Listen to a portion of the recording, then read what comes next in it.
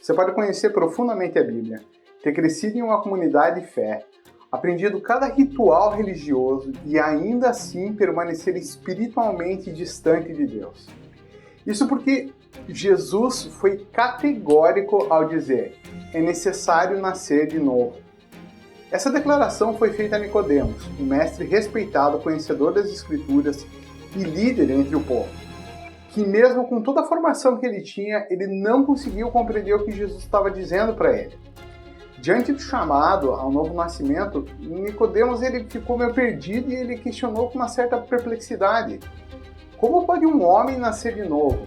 Voltará ao ventre de sua mãe? Cara, e Jesus, surpreso, lhe respondeu: você é mestre em Israel e não entende essas coisas?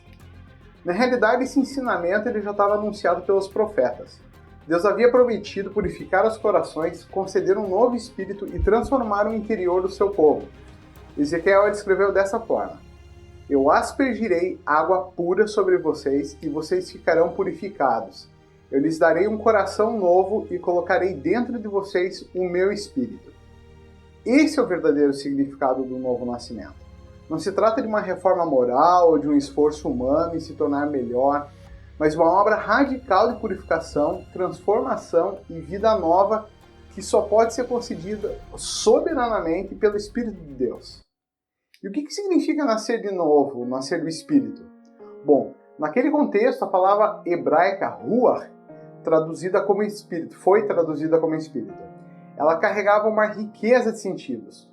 Ruach não era uma ideia abstrata ou uma energia impessoal como a força de Star Wars, mas era o sopro invisível de Deus, o vento que traz a vida, a força criadora presente desde o princípio, quando pairava sobre as águas na criação, dando forma e beleza no que antes era caos.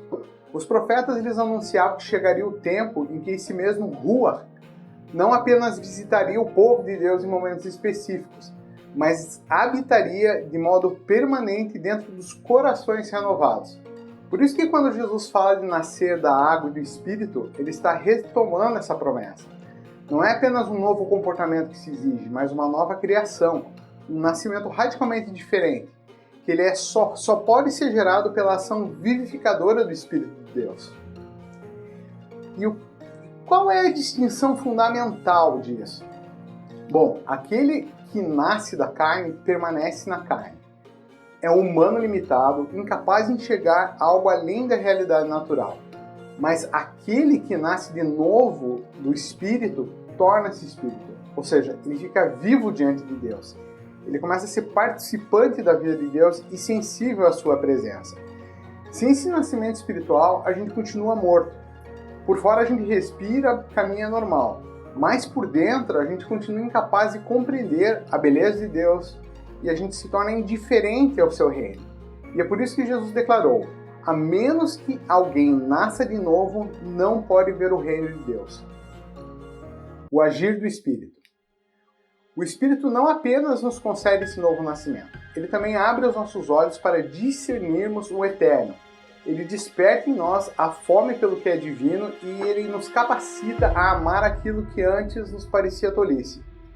Então a vida cristã ela não é uma encenação de virtudes ou um teatro moral, mas ela é um milagre diário, em que corações que antes estavam mortos agora vivem pulsando para Deus. E é exatamente isso que Paulo, refletindo sobre essa transformação, escreveu: se alguém está em Cristo, é nova criação. As coisas antigas já passaram, eis que tudo se fez novo. Jesus também disse: o vento sopra onde quer. Você ouve o som, mas não sabe de onde vem nem para onde vai. Assim é todo aquele que é nascido do Espírito. O novo nascimento ele não é produto de instituições religiosas nem de planejamento humano.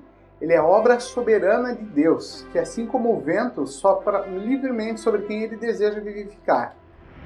Diante disso, a nossa única postura possível é nos colocarmos humildemente diante dele, pedir, clamar e esperar que o Ruach de Deus, esse sopro, venha e sopre sobre nós. Então, diante de Jesus, não existe neutralidade. Ou a gente permanece morto na carne, ou a gente recebe vida no Espírito. Não tem meio termo. E é por isso que a voz do Evangelho insiste: é necessário nascer de novo. Então, para mim e para você, a pergunta que fica, pelo menos para mim, não é se você frequenta uma igreja, se você já leu a Bíblia, quantas vezes você lê a Bíblia, ou se você vive de uma forma moralmente correta. A pergunta ela é bem mais simples e ao mesmo tempo bem mais radical. E você nasceu de novo? E essa decisão é ela que define o destino da sua alma e da sua eternidade no coração. Se essa mensagem fez sentido, envie para alguém próximo de você. Deixe o teu comentário dizendo o que mais te marcou, porque isso vai nos ajudar a alcançar mais pessoas com a palavra. E se você ainda não é inscrito, inscreva-se no canal, ative o sininho para acompanhar os próximos conteúdos. Muito obrigado por ter ficado até aqui e até o próximo vídeo.